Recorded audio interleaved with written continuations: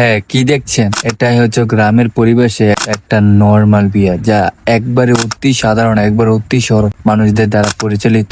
আমাদের আশপাশ কিছু এরকম বিবাহ হয়ে থাকে যেটা আমরা কখনো দেখতে পাই না। এটাই দেখতে পারবেন গ্রামের মাঝে, এটাই তুলে ধরছি।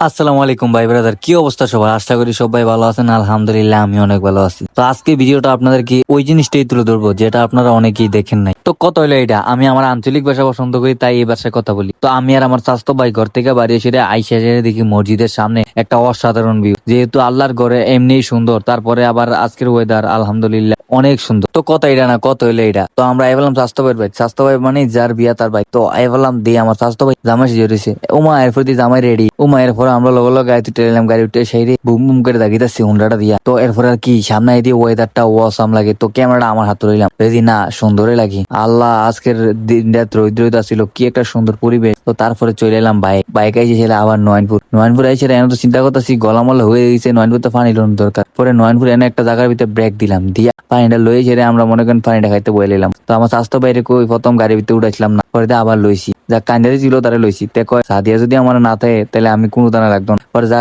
কইলাম আই রে সাদিয়া, এই সাদিয়া ফোলাবান্ডে মূল নষ্ট।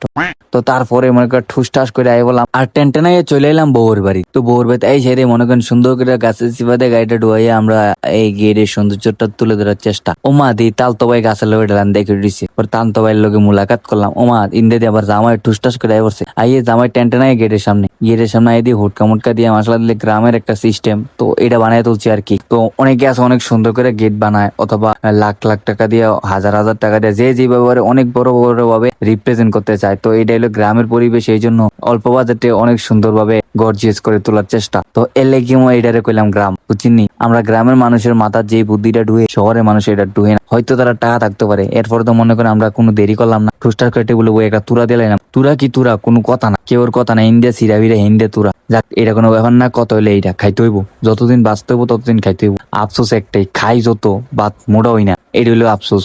ইন্ডিয়া আমার স্বাস্থ্য ভাই যেত ভাইয়ের বউ, যেত ভাইয়ের বউ শালা শালি সব মিলাই এক লগে একটা তুরা দিলে দিছি। উম্মা তুরা দনের লগে লগে হিন্দিয়া দিয়ে গিয়ে আবার জামাইরে সুন্দর করে কবুল পড়াইতে নিছি। উম্মা লগে লগে দিয়ে আবার তারা বাড়িতে গিয়ে আমি এরপরে কি করলাম, ভিডিওটা এতটুকু। দেখা হচ্ছে নেক্সট ভিডিওতে, ততক্ষণ সবাই ভালো থাকবেন, সুস্থ থাকবেন, আল্লাহ হাফেজ। আর যারা এতক্ষণ ভিডিওটা দেখছেন তাদেরকে আই লাভ ইউ।